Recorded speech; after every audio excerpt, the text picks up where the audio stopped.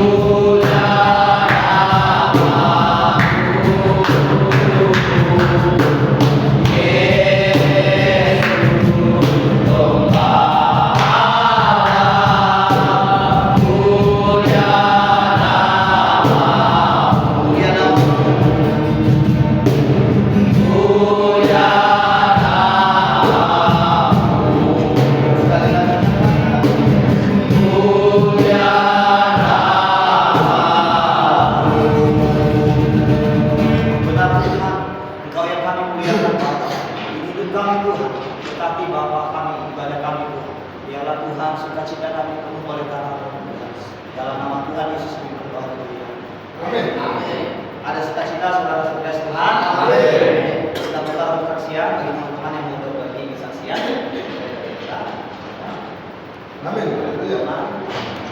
Shalom. Shalom.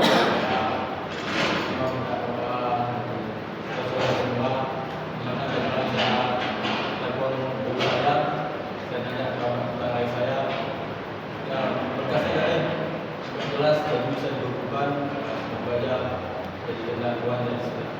Amin.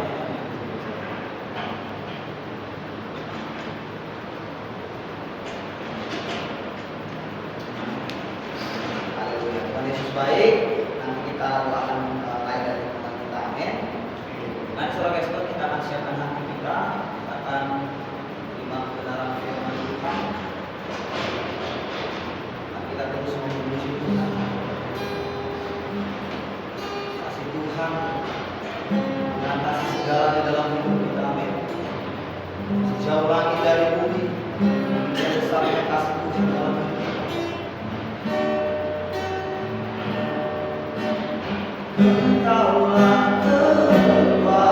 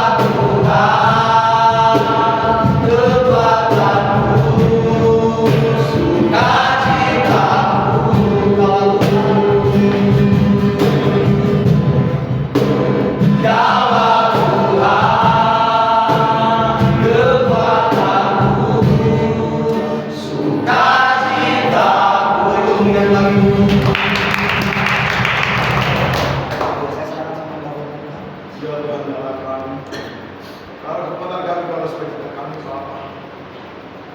Seperti lagi yang beri Bapa, untuk besarnya kau mengasihi kami Tuhan. Selalu menjaga dan menuntut kami Bapa. Terima kasih. Biarlah kami yang berhormat.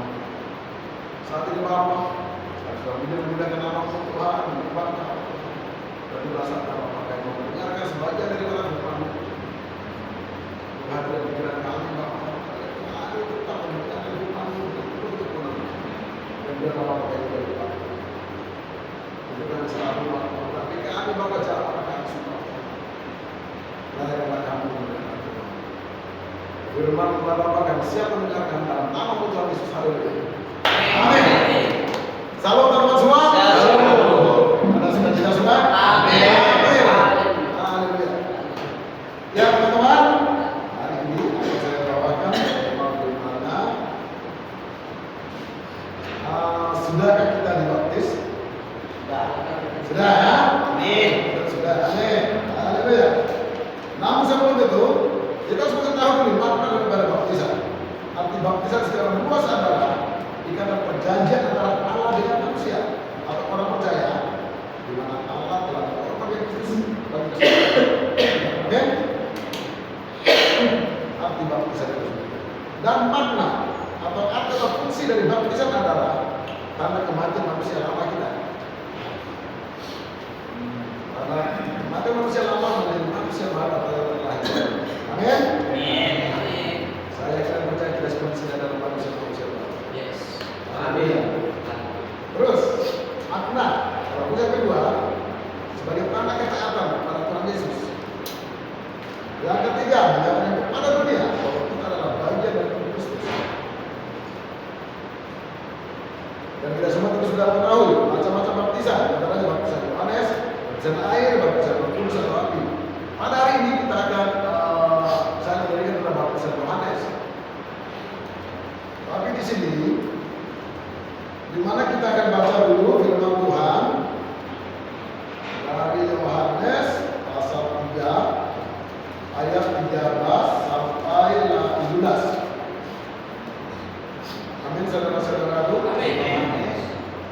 Yohanes 3 Matius 3 ayat 13 sampai 17.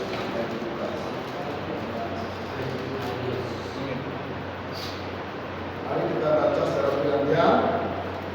Saya akan memulai dari ayat 13. Yesus dibaptis Yohanes. Maka datanglah Yesus dari Galilea ke Yordan kepada Yohanes untuk dibaptis olehnya. Tapi Yohanes berkata kepadanya, Akulah yang perlu dibaptis olehmu, dan Engkau yang datang kepadaku. Lalu Yesus menjawab kepadanya, biarlah hal itu terjadi, karena demikianlah sepatutnya kita membenarkan seluruh kehendak Allah. Dan Yohanes pun menurutnya. Sesudah dibaptis, Yesus lalu keluar dari air, dan waktu itu juga langit terbuka, dan Ia melihat roh Allah seperti burung merpati turun ke atasnya. Dan kita sama-sama baca yang 17. Lalu berkata suara dari surga yang mengatakan, Inilah anakku yang sangat kasihi, kepadanya aku bernama. Ya, saudara-saudaraku, di sini Yesus dibaptis oleh Yohanes. Ketika Yesus datang kepada Yohanes dan dibaptis, Yohanes pada saat itu berdoa. Seharusnya aku yang dibaptis kata Yohanes, tapi Yesus mengatakan, setelah itu terjadi, baik Nabi akan diberikan Allah. Nah, saudara-saudaraku, kita tahu arti baptisan Yohanes adalah baptisan pertobatan. Di mana para saksi bisa dipandang terus karena kerajaan Allah sudah dekat. Semua orang semua bertobat, semua orang dibaptis, semua orang harus kembali ke jalan Tuhan. Dan bagi yang percaya harus dibaptis. Nah, baptisan pertobatan dan baptisan Yohanes. Kenapa Yesus mau dibaptis oleh Yohanes? Baptisan pertobatan. Apa Yesus melakukan kesalahan? Apakah Yesus perlu bertobat? Kita ketahui pertobatan adalah penyesalan akan dosa kita dan kita mau meninggalkan dosa kita untuk kembali kepada jalan Tuhan. Amin. Tapi sini uniknya Yesus mau dibaptis. Dan ketika setelah Yesus dibaptis, ada suara yang turun dari langit dari bawah berkata, inilah anakku yang kasih, makanya aku berkenan. Kalau kita pikir secara logika, memang tak masuk akal. Yesus mau dibaptis oleh Yohanes. Dia bukan orang berdosa. Dia tidak perlu bertobat. Karena baptis Yohanes kita katakan baptis pertobatan. Dari firman ini, Yesus mau ajarkan kepada kita bahwa bagi setiap orang yang percaya dan mau diselamatkan, kita harus memberikan diri kita dibaptis. Dan dibaptis dalam nama Bapa dan Anak dan Roh Kudus. Di situ kita menyatakan bahwa kita sudah masuk menjadi keluarga Allah. Kita sudah menjadi bagian dari tubuh Kristus itu sendiri. Jadi saudara-saudara, kenapa saya katakan di sini, sampai di sini, sudah kita dibaptis. Apa yang kita menyadari arti baptisan itu? Apa kita mengerti makna dari baptisan itu? Karena seorang dibaptis itu, orang sudah dibaptis, dia terlahir dalam kembali, meninggalkan manusia lamanya, meninggalkan segala dosa dan kesalahannya. Dan ketika dia jatuh ke dalam dosa, dia akan menyesali dan dia akan berusaha berbagi. Apa yang kita sudah melakukan seperti itu? Apa yang kita masih hidup di dalam dosa? Kita bertanggung jawab dengan arti pembaptisan kita. Kalau kita masih hidup di dalam dosa, berarti kita belum terlahir menjadi manusia yang baru. Arti dari baptisan itu adalah kita meninggalkan manusia lama kita, menjadi manusia yang baru. Dan saya percaya kita semua di sini terus dalam nama Tuhan Yesus kita semua menjadi manusia baru. Amin. Amin. Dan di sini Yesus tegaskan dalam pernyataan dia di sini ditegaskan di Matius pasal 28 ayat yang ke-20. Baptislah mereka dalam nama Bapa dan Anak dan Roh Kudus. Ketika dia dibaptis, sebelum dia diangkat ke surga, dia perintahkan kepada semua muridnya dan kepada semua orang yang dipercayakan untuk membaptis orang yang percaya dalam nama Bapa dan Anak dan Roh Kudus sebagai pernyataan bahwa orang itu orang yang percaya, orang yang sudah bertobat dan mau menjadi keluarga dan bersekutu dengan Tuhan. Amin. Ya teman-teman, saya percaya kita semua di sini adalah anak-anak Tuhan yang selalu setia kepada ajaran Tuhan Yesus Kristus. Amin. Amin. Kita sudah dibaptis dalam nama Bapa dan Anak dan Roh Kudus. Haleluya. Ya, terima kasih teman-teman. Mungkin hari ini firman saya sudah. Dan di sini poinnya saya adalah Tuhan mengajarkan kepada setiap orang untuk dibaptis sebagai bentuk mengikatkan diri sebagai anggota keluarga Allah. Amin. Amin. Terima kasih. Baik berkati kita. Mungkin ada teman-teman yang mau menambahkan, saya persilakan dari Saudara, Alon, Mas Kris, Dek, Peng, Dek, Samuel, tolong. Shalom. Shalom. Sebagai Tuhan kita membahas baptisan Yesus ya. Sebagai Tuhan kalau kita baca ya di pasal di ayat sebelumnya, di mana sebagai Tuhan Yohanes berseru kepada banyak orang yang untuk bertobatlah. Di pasal 3 ayat 1, pada itu Yohanes membaptis dan kepada murid Yudea dan memberitakan bertobatlah sebab kerajaan sudah dekat. Ya, lalu Yohanes mengajak mereka untuk dibaptis sebagai bentuk pertobatan tanda mereka percaya saudara guys. Namun saudara guys, ada perbedaan antara manusia yang lain itu dibaptis dengan Yesus yang dibaptis. Kalau mereka dibaptis adalah bentuk, kalau kita dibaptis, kita ya, termasuk kita ya, adalah orang-orang yang bertobat, percaya, mendeklarasikan kita adalah punya Kristus. Nah, apa makna baptisan Yesus itu sendiri?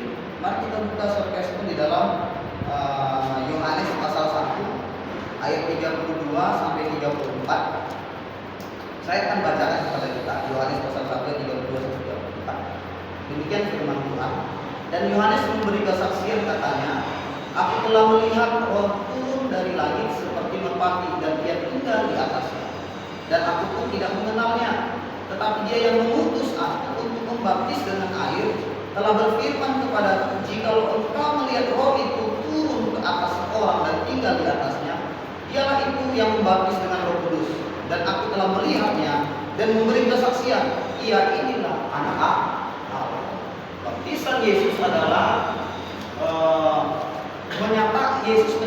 dinyatakan sebagai juru selamat, saudara-saudara.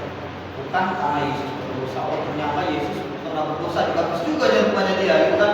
Jangan nanti kita ada yang memikir, ternyata Yesus juga sama aja yang dibaptis juga kan, gitu kan? Tetapi Yesus yang dibaptis adalah Yesus yang menyatakan dirinya, saudara-saudara, sebagai bentuk penggenapan.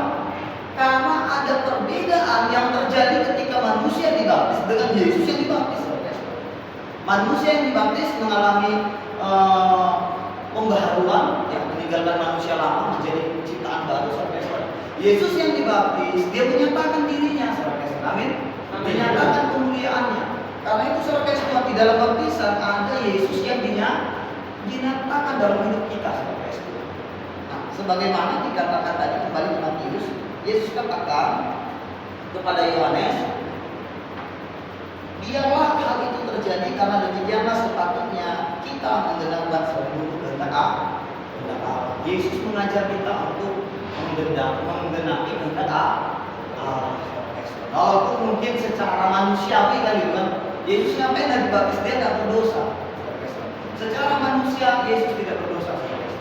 Alkitab tidak mendukung kok Yesus sebagai manusia ada dosanya. Tapi Yesus sebagai manusia 100%, dia adalah manusia yang tidak berdosa. Jadi pembaptisan yang dilakukan Yesus adalah yang menunjukkan kepada kita, kepada Yohanes saat itu, bahwasanya kita harus mau menggenapi kehendak Allah dalam hidup kita. Walaupun mungkin, wah ini gak cocok sama aku, bahkan aku bisa aja gak aku kerjakan, tetapi kita mau untuk menggenapi. Amin. Demikian yang saya sampaikan, saudara-saudara, kiranya berkati. Ya, terima kasih David. Luis, saudara. Shalom. Kita jawab sendiri, saudara, seperti firman yang diberikan kepada kita tadi. Sudahkah kita dibaptis? Amin. Saudara, sudahkah kita dibaptis? Nah, kita jawab sendiri. Kalau dirimu sudah dibaptis, ya, saya setuju. Kata baptisan itu menandakan suatu simbolis di mana kita menenggelamkan segala dosa-dosa kita.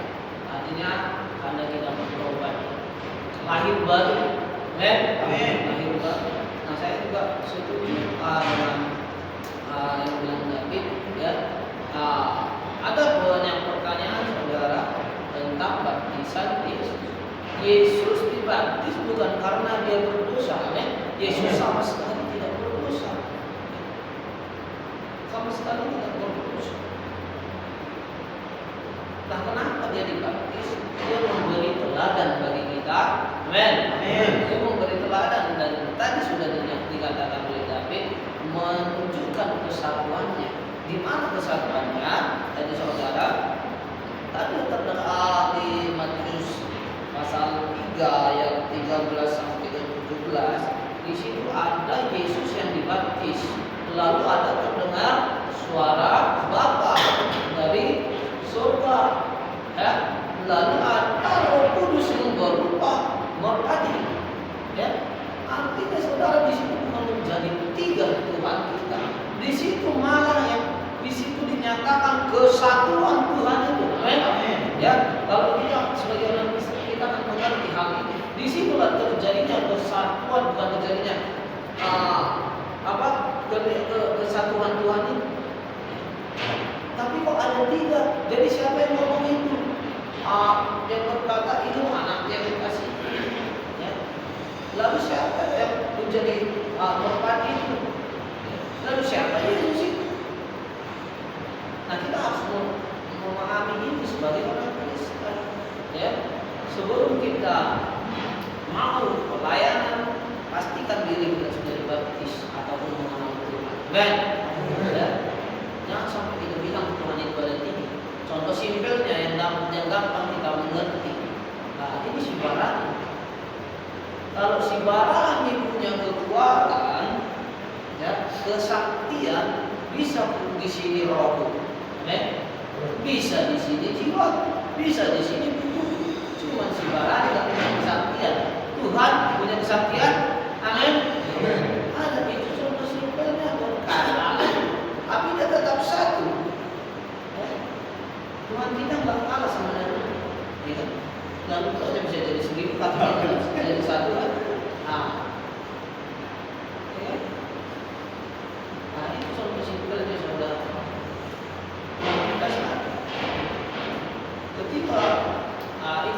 Tritunggal contoh simpelnya saya rasa kita sudah dapat mengerti bukan Tuhan kita satu, bukan Tuhan kita tiga, ya.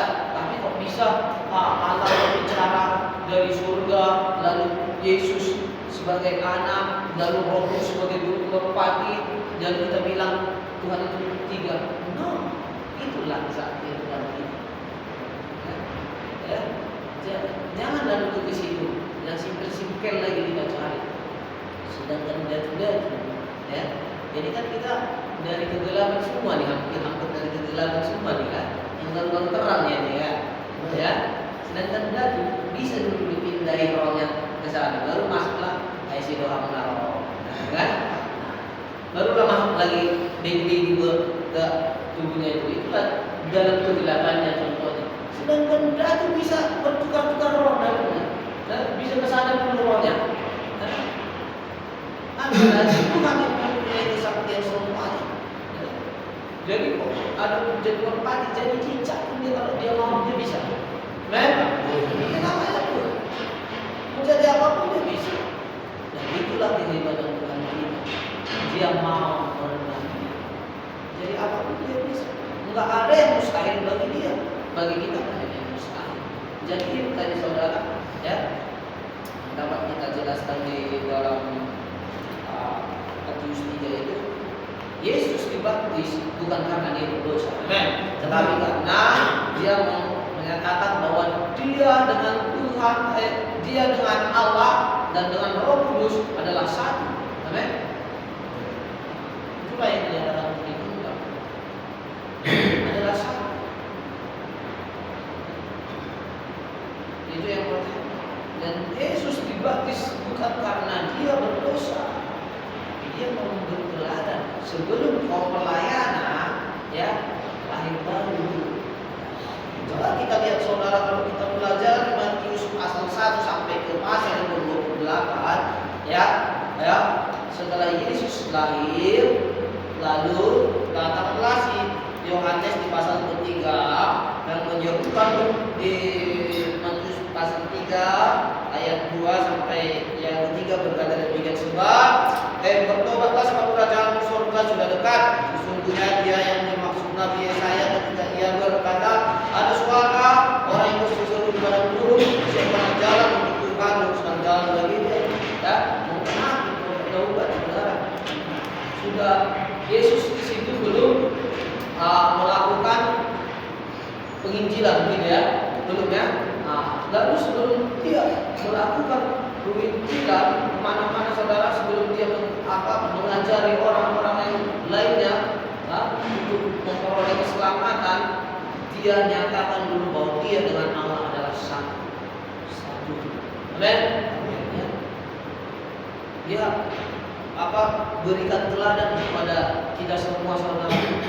Kalau kita mau pelayan, kalau kita mau jadi membaptis orang, baptis dulu diri kita. Dengan berarti Tuhan berdosa. Sebelum kita melakukan pelayanan, sebelum kita berkata-kata tentang Tuhan, kita harus membaptis diri kita sendiri. Makanya saya pernah berbicara dengan mereka yang diberikan, sudahkah kita dibaptis? Baptis itu bukan hanya simbolis. Makanya kalau kita belum mau betul-betul bertobat, ya jangan, karena baptisan itu bukan asal-asal. Pastikan dirimu mau bertobat, mau hidup di dalam Tuhan, ataupun menerima Tuhan, ya, mengakui Tuhan bahwa Tuhan itu adalah Allah satu-satunya, dia satu-satunya juru selamat. Barulah boleh nggak kita setelah dibaptis jatuh? Ya, manusia boleh ada, tapi bangkit lagi. Tapi ingat juga kalau kau sudah dibaptis, kalau kau sudah satu dengan Tuhan, baru kita pelayanan. Itu apa tadi lagi kata saudara? Jadi tentang kalau kita mau dibaptis itu saudara, kita harus pastikan diri kita mau lahir baru. Kita buka ayatnya di Efesus pasal 4.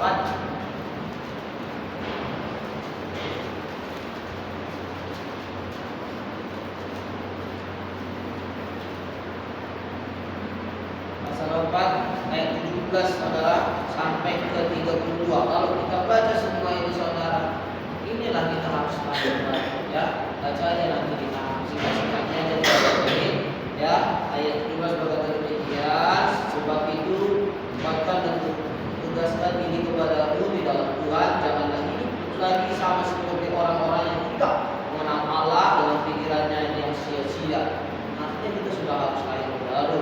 Ayat 19 berkata demikian, perasaan mereka telah kumpul sehingga mereka menarik diri kepada hawa nafsu dan mengerjakan dengan selangkah segala macam kecemaran. Tetapi kamu bukan demikian, kamu telah belajar mengenal Kristus. Karena kamu telah mendengar tentang Dia dan menerima pengajaran di dalam Dia menurut kebenaran yang dinyatakan dalam Yesus. Jadi saudara, jangan lagi kita hidup seperti yang dulu kalau kita sudah dibaptis. Bukan hanya simbolisnya baptis. Kita nyatakanlah kalau kita sudah dibaptis, bukan lagi pemikiran kita yang sia-sia, bukan lagi pemikiran kita tentang dunia ini dan dunia ini, ya. Bukan lagi kita menyerahkan diri kita kepada hawa nafsu keinginan hati kita, tetapi keinginan Tuhan. Karena kalau kita dibaptis, kita menyatakan diri bahwa kemauan Tuhan adalah kemauan kita, satukan diri ini. Amin. Ya. Dan kita putuskan ketika kita dibaptis, kita mau bertobat. Kan sebelum baptis ada konseling, pasti di konseling. Kenapa kita mau dibaptis? Apalagi disuruh mengakukan. Jadi jangan asal-asal aku sudah dibaptis. Baptis kalau kita nggak bertobat tidak menjamin juga kita ke surga. Tetapi orang yang betul-betul sudah dibaptis ialah orang-orang yang sudah berubah, yang bukan pikiran dunia ini lagi. Saya bukan hanya dunia ini lagi yang dipikirkannya.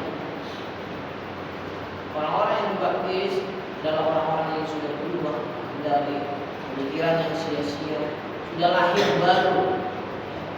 Itulah baptisan, lahir baru di dalam Tuhan. Amin. Jadi kita sendiri yang tahu apakah kita sudah dibaptis, bukan hanya sekedar baptis simbolis selam, ya. Bukan hanya sekedar baptisan yang sesungguhnya. Engkau yang tahu ini sudah dibaptisan tidak? Apakah ini sudah lahir baru? Apakah kita masih seperti yang dulu? Kita yang tahu. Jadi pastikan diri kita sudah dibaptis. Amin. Terus yang ketiga, saudara, poin yang saya tulis di sini, tenggelamkan segala dosa-dosa kita. Tenggelamkan bersama dengan baptisan kita. Niatkan hati kita dan mau berjuang menenggelamkan barang yang dulu narkoba, contohnya, ya, tenggelamkan itu bersama dengan baptisan. Engkau jatuh lagi, ya, tenggelamkan lagi. Ingat bahwa kita sudah di dalam Tuhan. Oke, barang yang dulu, contohnya saya saksi tentang diri saya, bukan membanggakan diri, bukan dulunya merokok, tenggelamkan semua itu. Yang emosi, ya, sedikit berubah. Nah, mungkin belum bisa langsung berubah sedikit. Ada lagi, cari lagi, satu-satu dulu kawan-kawan. Apa lagi yang perlu kita tenggelamkan semua itu. Amin. Satu-satu. Mungkin kau gagal, besok coba lagi sampai kau bisa menenggelamkan, sampai kau bisa menjadi pemenang. Amin. Ya. Ini kita saudara tenggelamkan semua dosa-dosa. Lalu kita buka sebagai ayat yang terakhir dari dikatakan saudara kita si Ranto di Matius 28 ayat 18 sampai 20.